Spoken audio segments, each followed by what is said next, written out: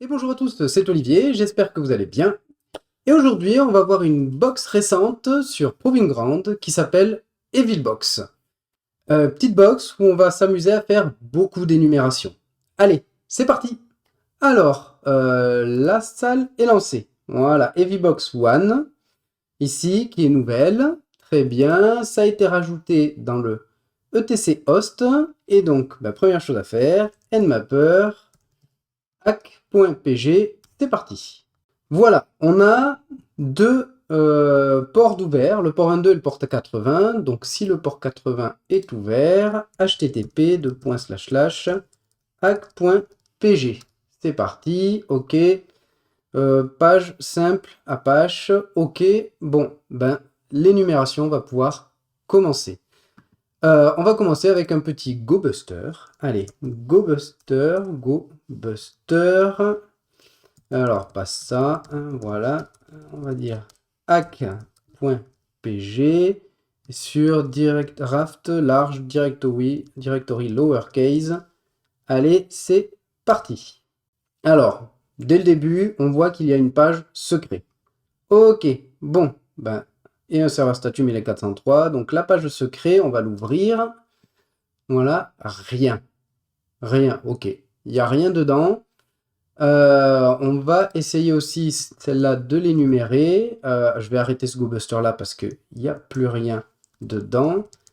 Alors, voyons voir. Est-ce que dans slash secret maintenant, c'est bien ça, secrète, ok. Est-ce qu'il y a quelque chose pareil avec le fichier directory large? C'est parti. Bon, je l'ai stoppé parce que, comme je l'ai déjà fait avec la salle, je sais qu'il n'y a plus aucun répertoire dedans et qu'en fait maintenant, c'est de l'énumération de fichiers qu'il faut faire. Il y a, voilà, de trouver quel fichier il peut y avoir dedans. Pour cela, on va utiliser, plutôt qu'on pourrait le faire avec GoBuster, mais on va utiliser une autre commande qui s'appelle wfuzz. Alors, je vais ouvrir mes notes. Voilà, wfuzz. Ici, nous permet en fait, voilà, par exemple, celle-là nous permet de faire de l'énumération avec les fichiers. Très bien, donc on va le prendre, hop, on va la former ici. Alors, en explication, wfuzz, voilà, va nous permettre en fait de faire l'énumération sur le mot-clé fuzz que l'on va rajouter. Voilà, en lui passant un fichier un dictionnaire. Voilà, HC permet de ne pas nous afficher tout ce qui est 404. C, en fait, d'avoir de la couleur. Voilà, la word list et l'URL. Donc, la word list, on va prendre celle que l'on avait... Non, on va pas prendre celle-là. On va en faire une autre. Voilà, donc ici, on a dit que c'était hack.pg/secret. Alors, Alt Z, ouais, voilà. Ok, on va prendre cette commande, on va la coller là. On va pas prendre le common.text. On va viser large. Je suis bien dans les sec list, donc on va aller regarder les rafts et on va prendre une large file en lowercase. Voilà, très bien. Et c'est pas du fichier texte que l'on va regarder. On va regarder des fichiers PHP. Non, même pas. Voilà, on va juste mettre fuzz parce qu'en fait, dans ce fichier, alors si je regarde en dessous, si je fais un petit head de ça, on voit que c'est déjà en fait des noms de fichiers en entier. Donc il n'y a pas besoin de lui donner d'extension, il va tout tester, tout essayer ce qu'il y a dans ce fichier. Et bah, c'est parti. Alors qu'est-ce que ça donne? Voilà. Donc il y arrive, on voit qu'on a un index.html, ok. Les 403, je les ai pas stoppés, les 403, non, bon, bah, c'est pas bien grave, on lui laisse les afficher. Et bien on va attendre que ça finisse. Tiens, vous savez quoi? On va le relancer en mode un peu plus propre. On va aussi faire un HC 403, comme ça. Ça ne nous affichera que les 200. Allez, c'est parti, on le laisse tourner. Alors, ça n'a rien donné, donc on va changer de word list. On va faire... on va lancer GoBuster. On va lancer GoBuster. WFuzz, on l'utilisera tout à l'heure. Alors, reprenons une commande GoBuster. Ici, GoBuster. Là, avec des exemples. Ici, là. Celle-là, elle est pas mal. On va mettre ici ça à la place de l'IP. Voilà, secret, voilà. Et ici, directory list, non. On va pas prendre cette liste. Bon, on l'a changé tout à l'heure. Ici, on va mettre du PHP. Voilà. Allez, reviens avec GoBuster. On pourrait le faire avec wfuzz en rajoutant .php. Là, on va juste voir la commande avec GoBuster. Et si je me trompe pas, si je fais un seclist, non, discovery, il y a quoi? Discovery, web content, voilà, non, pas ça, web content. Et si je fais, c'est la common, oui, c'est ici common, voilà. Et on lui dit justement d'aller voir aussi en énumérant les fichiers PHP. C'est parti. Et voilà, on obtient comme ça le fichier qui nous intéresse, qui est dans sa secret /evil.php. Alors si je l'ouvre, il ne se passe absolument rien. Ce qui est normal, c'est qu'en fait, on peut se dire, il y a des actions derrière qui sont faites niveau serveur, vu que c'est un fichier PHP, et que peut-être, il attend des commandes ici, avec quelque chose, avec un point d'interrogation, quelque chose, c'est-à-dire un truc comme ça, genre x égale coucou. Voilà. Et donc, on va essayer d'énumérer ça. Donc, on se dit, voilà, dès le début, on voit que c'est evil.php. On peut se dire que c'est une personne qui a créé, en fait, un genre de payload qu'il a réussi à uploader sur la machine. Donc, nous, ce qu'il nous reste à savoir, c'est ici, qu'est-ce qu'on doit mettre à la place de x. Pour cela, donc ici, cette fois, on va bien utiliser wfuzz. Voilà. Là, blablabla. Ici, on va mettre evil.php, evil, dans la langue de Shakespeare. Voilà. On va faiser la commande ici, égale, et par exemple, on va voir si en mettant /etc/passwd pour faire de l'inclusion de fichiers, voir s'il se passe quelque chose. Peut-être qu'en laissant common, ça devrait marcher. Allez, on va tester directement cette commande. Voilà. Et c'est parti. Alors, comme on peut voir, on a plein de 200. Nous, ce qu'on veut, c'est un W qui différent de 0. Donc, plutôt que de mettre HC404, on va mettre HW0. Ça veut dire ne m'affiche pas toutes les lignes qui ont un W à 0. Un nombre de mots, en fait. Et c'est parti. Voilà, il nous a trouvé le mot commande. Donc techniquement, ici, si je mets ça, commande égale /etc/passwd, on devrait obtenir quelque chose.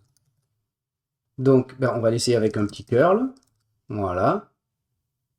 Il y a un point d'interrogation. Peut-être que je mette ça comme ça. Et voilà, ça marche. Il nous a récupéré le contenu du passwd de la machine. Et ici, on peut voir qu'il y a un utilisateur qui s'appelle Maury, voilà, qui est dans /home/Maury. Alors, ici, on a vu qu'on avait un port 22. Peut-être que, comme on arrive à lire les fichiers de la machine, on pourrait récupérer sa clé privée, sa clé SSH. On va essayer ça, donc au lieu de cette commande, on va mettre le home de Maury, /.sslash/idrsa, qui est en fait la valeur par défaut quand on veut créer une clé SSH. On va prendre ça. Et hop, un petit curl. Et effectivement, on a récupéré une clé SSH. Donc cette clé, on va la prendre. On va faire un petit VI idrsa. On va la coller dedans. OK, sauvegarder, faire un petit chmod 600 de idrsa et voir si on peut... Alors non, c'est pas sur celui-là. Le nom d'utilisateur, c'est Maury. Voilà, sur hack.pg. Ah, il me demande une passe-phrase pour le idrsa. Que bien sûr, et le mot de passe si jamais on l'a pas. OK, ça marche pas.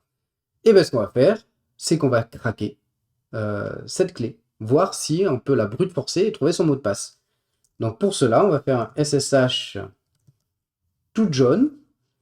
du IDRSA, voilà, qui va nous permettre en fait de convertir cette clé RSA, cette clé SSH, dans un format que John the Ripper, peut lire. Et on va le mettre dans un fichier qui s'appelle for John. Voilà. Et il n'y a plus qu'à faire un petit John avec la ROQ, la liste ROQ, du fichier qu'on a généré. C'est parti. Super! Et donc, on peut voir ici qu'il a trouvé le mot de passe de la clé SSH qui est unicorn. C'est-à-dire que si je refais ça et que je tape unicorn, c'est bon, je suis arrivé sur la machine. Alias ll égale ls-lah-color. Voilà, on est bien sur la machine en tant que Maury. Et on a un local.text, cat local.text, on obtient bien notre flag. Étape suivante. Allez, bah ici on va lancer l'InPease. Hein. On va pas changer une équipe qui gagne. Donc, allez, upload up de l'InPease. Très bien. On le récupère. Voilà. chmod plus x linpease et /linpease pipe lin.log si on en a besoin pour plus tard. Bon, l'InPease a fini très rapidement. Et ce que l'on a pu voir, c'est... Ouais, je l'ai vu passer. J'ai vu passer ici. Eh ben, ma souris en ce moment, c'est pas trop ça. Hein. Alors, c'est où? Alors, ce que j'ai vu passer, il y a ici, mais ici, c'est plus parlant. On peut voir que le fichier etc passwd est en écriture. C'est-à-dire que ll/etc/passwd, on peut voir qu'en fait, on peut écrire dedans. Grosse faille de sécurité, parce que si on peut écrire dedans, on peut se créer un nouvel utilisateur, root, qui a les droits root. Donc ce que l'on va faire, on va faire un petit vi/etc/passwd. Voilà, on va prendre l'utilisateur root, YY pour copier la ligne, Shift G pour aller au fond, P pour insérer la ligne copiée, voilà, donc on va pas s'appeler root, on va s'appeler, je sais pas moi, Kikou. Et à la place ici du X, on va mettre un mot de passe à nous, que l'on connaît. Pour générer un mot de passe, rien de plus simple, open SSL, voilà, passwd, le mot de passe qu'on veut, moi je mets Kikou123. Il va me générer une version chiffrée au bon format de ce mot de passe, je le prends, je le mets ici, et c'est bon. Donc je vais avoir un nouvel utilisateur qui s'appelle Kikou, dont le mot de passe est Kikou123, et qui est ici, comme on peut voir, avec EUID et GUID Z0, donc root. Je sauvegarde, Shift ZZ pour sauvegarder, et là si je fais un SU Kikou, Kikou123, voilà. Je suis root. C'est bon, je peux aller maintenant dans cd/root et me faire un petit cadre du proof.txt. Voilà. Bon, ben j'espère que ça vous a plu, et je vous dis à très bientôt. Tchuss!